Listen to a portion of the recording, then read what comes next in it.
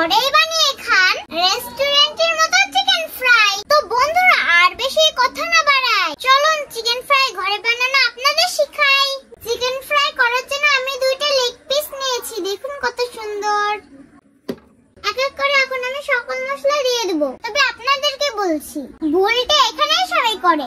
মশলার পরিমাণটা যদি ঠিকঠাক না দেন তাহলে কি মজা হবে?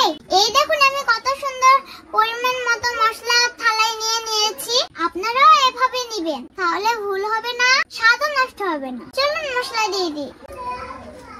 লবণ, হলুদের গুঁড়া, মরিচের গুঁড়া, গরম মশলা, জিরা গুঁড়া।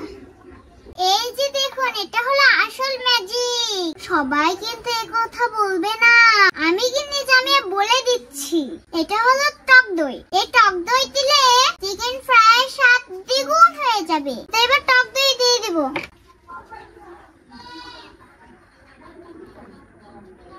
তো এবার চিকেন লেগ পিস মাখিয়ে নিচ্ছি।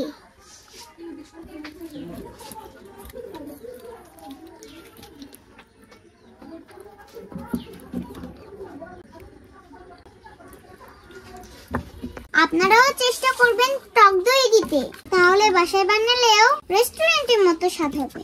মাখানো শেষ, তেল দিয়ে দিচ্ছি।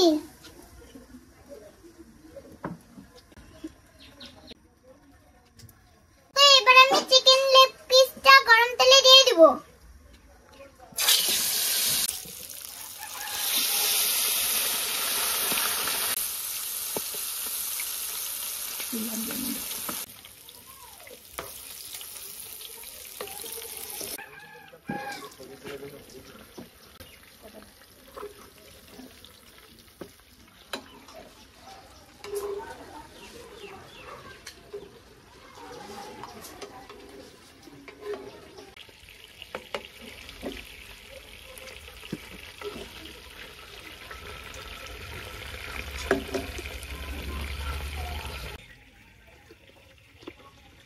বন্ধুরা এখানে কিন্তু আপনারা একটা ভুল করেন। জোরে জাল দিয়ে ফ্রাই করলে মাংসের ভিতরে কাঁচা থাকে, তাই সম্ভব হলে আস্তে জাল দিয়ে ফ্রাই করুন, খেতেও সুস্বাদু লাগবে।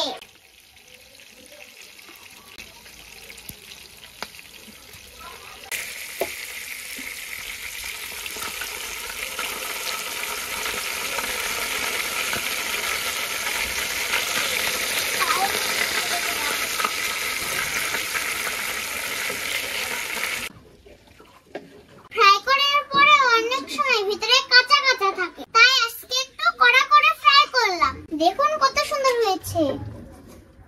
আসলে এবার তুলে নেই।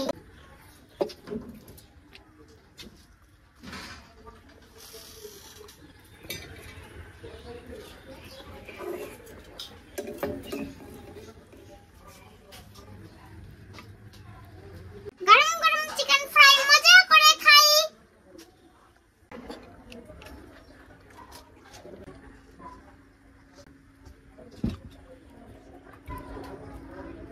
বিসমিল্লাহ।